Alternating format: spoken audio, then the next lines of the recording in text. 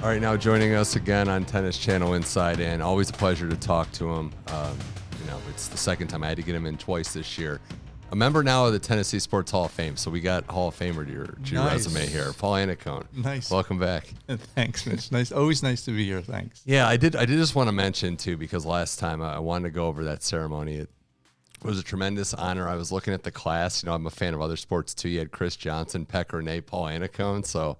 I never thought I'd say those three names together, but Scott it seemed Hamilton like too. Scott Hamilton, one of the figure skating legends. But how was that night and just going back to the place where you made your mark in college? Oh, it was awesome. I mean, for me, the biggest part of it really was it was kind of it was a family reunion with my Tennessee family. I got to invite, I kind of got 20 of my closest friends that we hadn't seen each other all together in so long. And so we all had such a great day and a half there of gathering and just reminiscing, and the honor of being in the Hall of Fame goes without saying, obviously. But to me, it was doubly important just to be able to spend time with those dear friends of mine. It seems pretty, topical too, right? Like that was a different chapter of your life when you were playing and making your mark in Tennessee. We're looking at players retire and move on, but do you look back and think like, wow, that was just a different person almost? Like I had a whole career after that. Yeah, as you get older, I start to look at your life just like as a book. It's just chapters. And that was an amazing chapter in it, and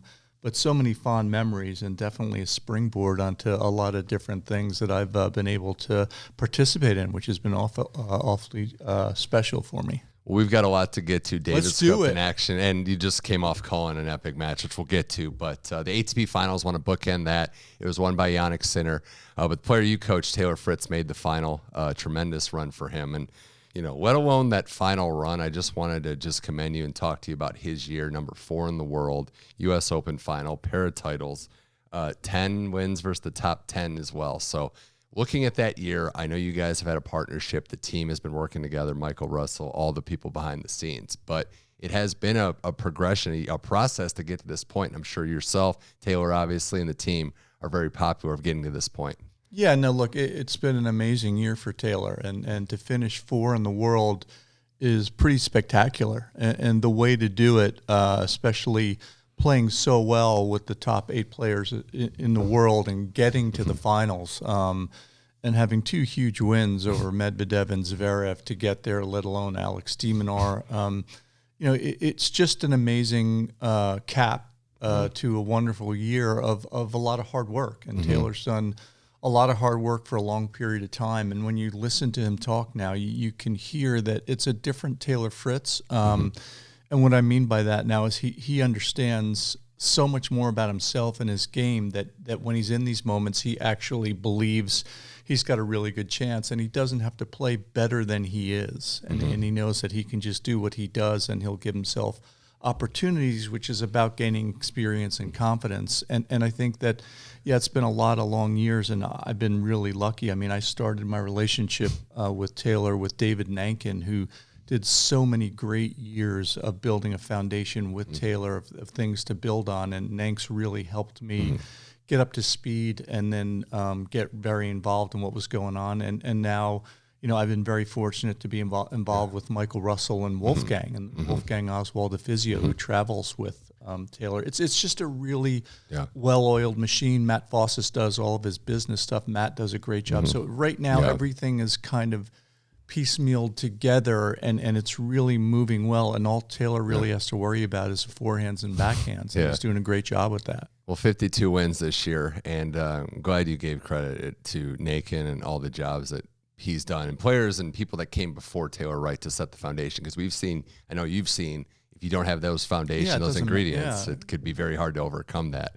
Was there a moment, I know the U.S. Open final meant so much anytime anyone makes it, let alone American, but in this progression, was there a moment where you thought, okay, something was clicking here, like there was a big breakthrough, or was it just slowly over time? I've kind of felt it throughout the last couple of years. I felt like every moment has really added to his self-belief and the fact that he's understanding how good he is. And people, people I think look at it the wrong way. Players too, they look at their ceiling, and that's really not what I look at for progression. I look at how well you're average level improves. In other words, what are you doing on? It's a long year. There's a lot of matches, and now Taylor's winning a lot of matches playing average tennis for him. Whereas before that would happen, and I think it would frustrate him because his level wasn't high enough. Now he's realizing, I can get through these matches, play average tennis for me, and give myself a chance to move further along in the week, and then I'll play better in the big matches. And that's kind of what he's done. So it hasn't been one match. I think it's kind of a conglomeration of all these big moments where he's looking more and more comfortable. And now, rightfully so, he believes that he belongs there. 4 or 5 years ago, it was, can I have major success, right? And now this year, his worst result at a major was a round of 16.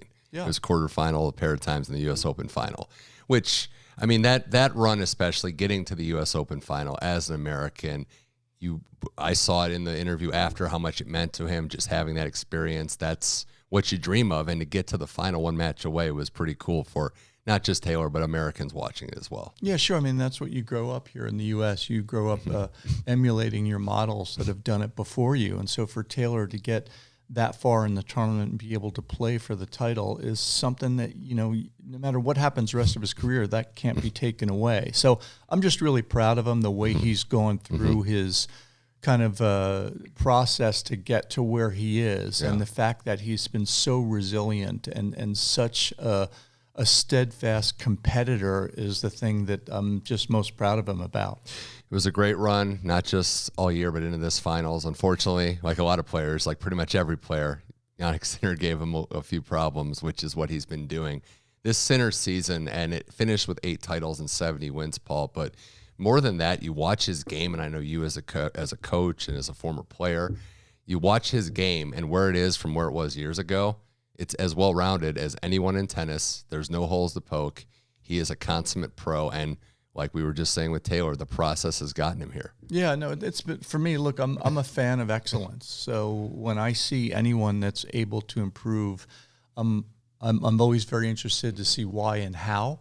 And Sinner's had a great team around him. Simone Bagnozzi's been there for a long time. Darren Cahill, one of the best in the business, on their team, helping as well. So it's not shocking. A couple things that Sinner has been really, I think, eye-catchingly better at now is how much better he's gotten moving out of the corners. Now he's a very offensive defender in the corners where he didn't used to be. You could break him down that way. Now he defends more like Novak when he gets in the corner. He can be very offensive.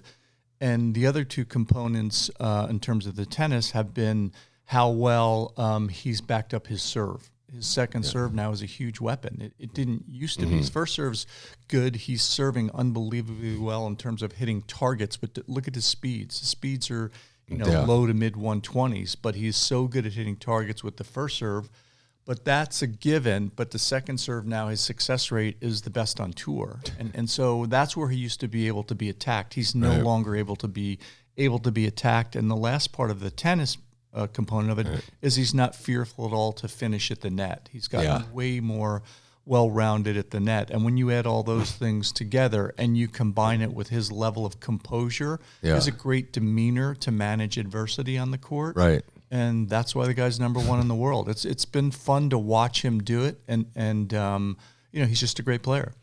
50-3 on hard courts this year, which just seems mind-boggling, as well as 28-2 post-Wimbledon. So since the Wimbledon exit to Medvedev, it's been pretty much all success for him. Yeah, it's been special to watch, and as Jim Courier pointed out on the show last week, he's very comfortable at the top spot. Some players might shy away from pressure or the moment, and it's understandable, get to them. He's very comfortable, and he belongs where he is. Yeah, no, that's the thing. People... Pete Sampras told me many, many years ago, he said it's much harder to stay there than it is to get there. And it took him a little while to get used to it, and he sure did, finishing year-end number 1 6 times in a row. So Pete got comfortable. Roger was the same way, just the ability to trust what you do over an entire year, that it's going to come out in the wash. You're going to have a couple losses. Stuff's going to happen, but over a large sample size, you'll be able to deal with it. And a lot of that is led by what's going on between your ears. And I think that's why Sinner's so good where he is. And I actually think that's one of the reasons why it's not shocking me how well Taylor's doing, is because he's so good between the ears.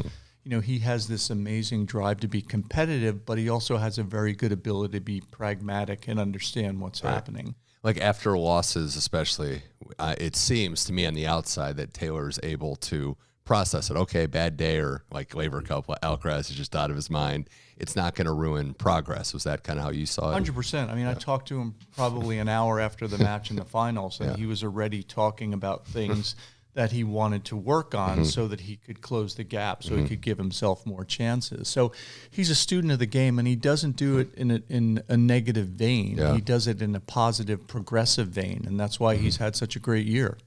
Well, looking at the field around Sinner, number 1 player, Fritz, as we mentioned, number 4. Zverev at 2, Alcaraz 3. Now, the ranking system, and that's one I was going to ask you because it's been much scrutinized for decades. This isn't a new thing, but it did seem weird, and I totally understand how it worked, Paul, but Alcaraz won 2 slams and finished behind a guy who had 0. So I think the process is scrutinized for a reason. It is. Look, in my opinion, Sasha Zverev had an amazing year. Yes. The points don't lie. He played an unbelievable amount of tennis, but if you win 2 majors and you're not ranked 2 in the world, that to me says that there's a glitch in the system. Yeah, that's how I saw it as well. Alcaraz, too, and I wanted to spend a moment on him.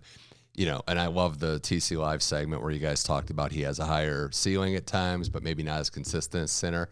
I'm just excited because I do think he has gotten better, Paul, but also this role of him being kind of the hunter again, because he rose to the top. He was, the player of his generation. Now he has a target to chase in Jannik Sinner, so I'm excited to see what the best kind of tennis can result from that. Yeah, look, and it takes great players to push each other, and I think we're pretty fortunate after the last couple of decades to have these 2 young guys at the top, because it's going to be a lot of fun to watch them push each other. Alcaraz is not as consistent as Sinner is right now, but he's beaten him. Has he beaten him 3 times this year? Yeah. And so out of 6 losses. Yeah. So he knows what to do in big moments.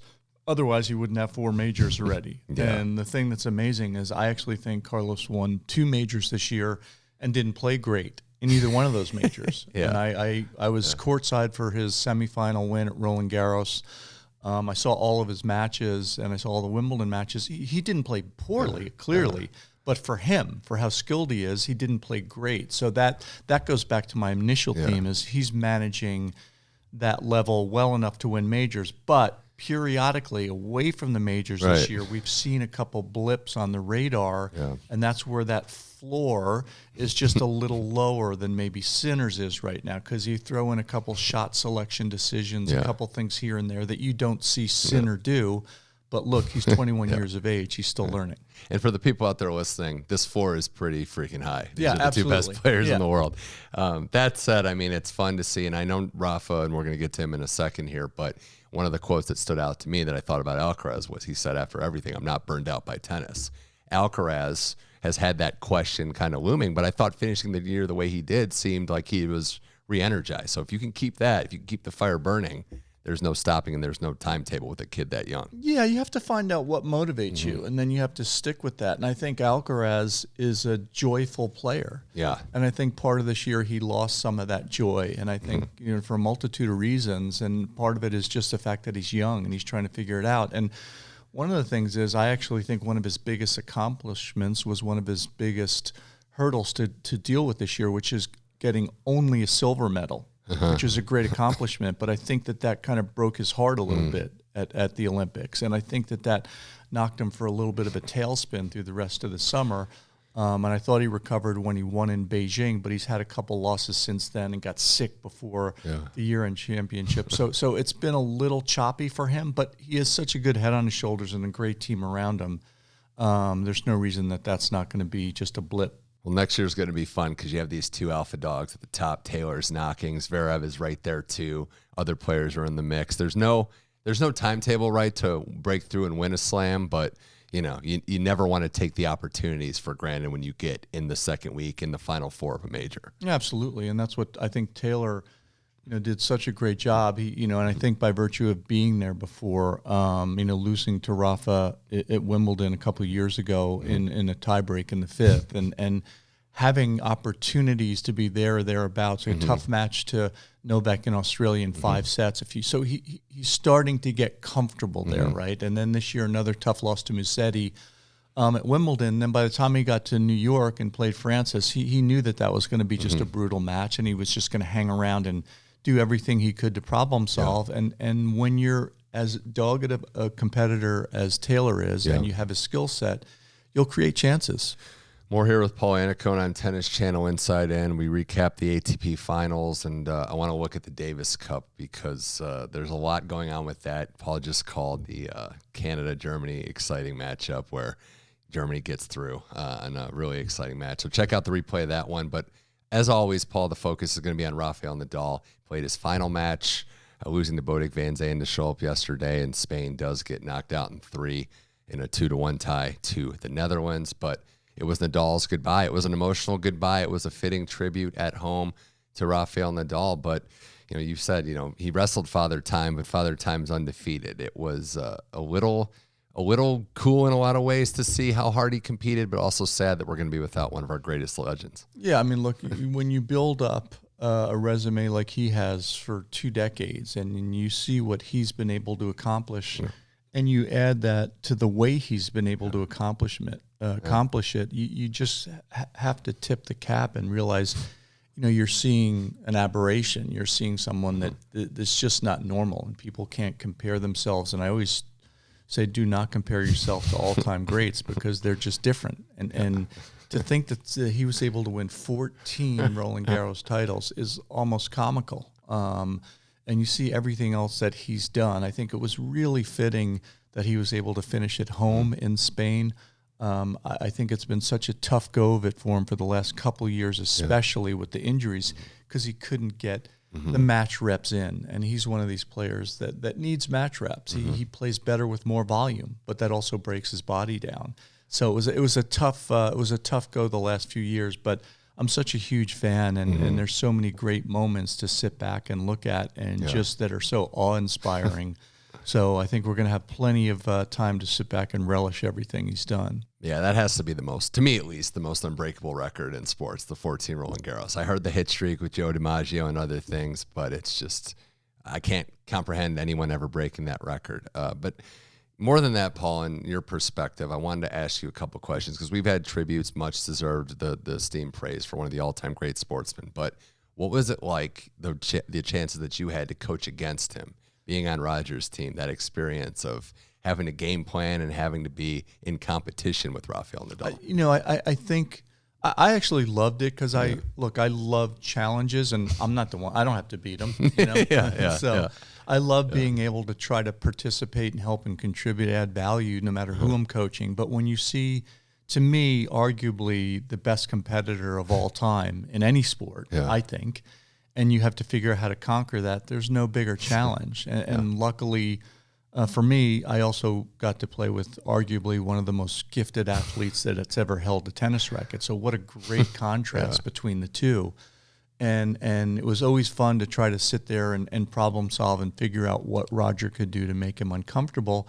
And Roger said all the great things in the tweet that he said goodbye to him, and about how much he made him better and actually how much more he made him enjoy tennis because of the challenge. And I think that's what great athletes like. They actually like challenges. They don't look at it as a detriment. They look at it as an impetus to be interested. They're interested because they've got to figure out new ways to do things. And that's what Roger had to do with Rafa. And, interestingly enough, it was like Roger had to change his game to figure out how to be more competitive with Rafa. And then Rafa kind of had to do that to figure out how to be more competitive with Novak. So it was really, it's been such an amazing, 20 years of excellence with these guys. Yeah, without those three, I firmly believe, without them pushing each other, the slam counts down. They're not in the game as long. Novak, Roger, and Rafa just became greater because of each other. It was really cool to see. And then and just the last question on the coaching hat.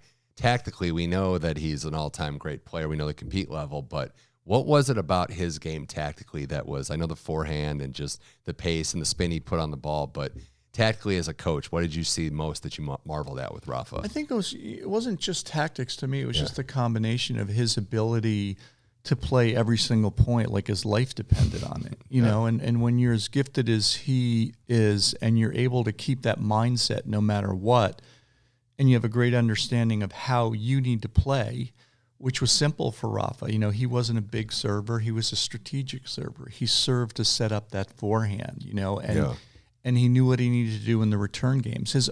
Rafa's only downside was also his biggest asset. His only downside was his humility. And that's also his biggest asset, because there are times where I would look at him and wonder how he actually didn't have a bigger ego.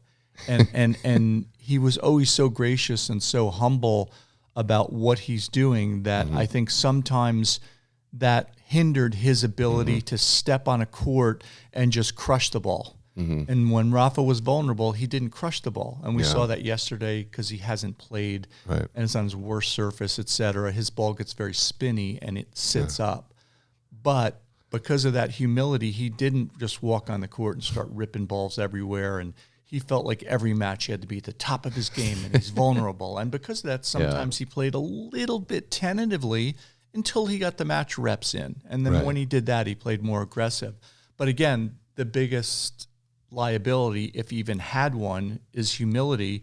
And if you swap that for how gracious that is and also what an asset that is, I'll take that balance. Every match, it's the post-match interview when he finds out who he's playing, and it's going to be a tough match. It's going to be a battle. The humility, you know, being around him is not, it's legit. Like, he is one of the nicest guys the sports scene for what he's accomplished. The last thing I'll say, too, is he evolved as a player. And if someone at that level can do it, can work on things, can get better, that's a lesson for everybody in anything, really, not just sports. Yeah, I said this on air yesterday and about him, and that was one of the things that caught my eye is when I was coaching Tim Henman, he was just starting his career, and they were going to practice one day the week before Wimbledon, and a lot of the Spanish players in clay quarters were like Wimbledon, they're all down, and we were walking behind the stadium to go practice, and I said to him, what do you think of this place? He goes, this is amazing. So amazing to be at Wimbledon, the All England Club, looking at the ivy, and he was so excited to be part of it. It wasn't, it's grass courts, I hate this place. It's he was in awe of the cathedral that is a center court at Wimbledon. And so when he won that for the first time, I was like, that's pretty darn well deserved. Yeah. Well, impressive. I hope he stays around in the tennis sphere. I hope we get to see him. And, he's got and has given so much to the sport. So Rafael Nadal, one of the greatest competitors all of sports has ever seen. Paul Annacone, before I let you go here, the rest of the Davis Cup, it's pretty exciting. We got Germany, Netherlands booked in the semis.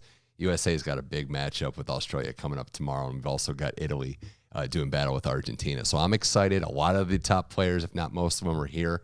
There's a lot to be decided. There is, and I think it's exciting for Captain Bob Bryan. He's got a terrific team with Ben Shelton and Tommy Paul and Taylor and Rajiv Ram and Austin Krajicek. So the U.S. has a great team. It's pretty loaded. But, the quick two singles and a doubles, anything can happen. And I think it's going to be tough against Australia tomorrow. De Minar's playing and he's healthy. He is such a difficult out. And then you have to figure out how to win doubles as well. So no easy matches, and you see how much emotion plays into what's going on in the Davis Cup. So for me, it's one of my favorite events to watch. It's a little more difficult to figure out how it works because format-wise, for all the fans out there that are trying to figure out Davis Cup, it's not the easiest thing in the world. But to be able to play for your country and wear the flag on your back and to share it with other teammates is huge, and that's why all these players love to be there. Just think about that too, right? All these top players you named on the American side, they don't have to be here, but they want to be here. It's a tremendous honor, and they're playing a country in Australia that might have the most passion. That's saying something for this event. But yeah, that format too, how it's changed. It's 3 ties all in one day. The strategy is going to be a little different. We saw it too. Like if you play singles and doubles back to back, that's a full day at the office. It is. I mean, look, you can be there all day, and in many ways, that first to 2 points for your country is a great thing.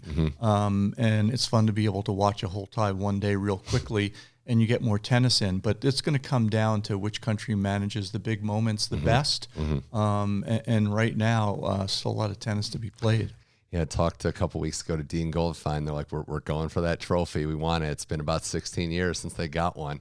Last thing to shout out to, the Billie Jean King Cup final taking place as we record this. Slovakia and Italy. Slovakia with the Cinderella run, but Italy beating Poland Jasmine Paolini's year and just the national pride. We're seeing it with Italy, right? Guys and girls are just, the depth is pretty deep in that pool.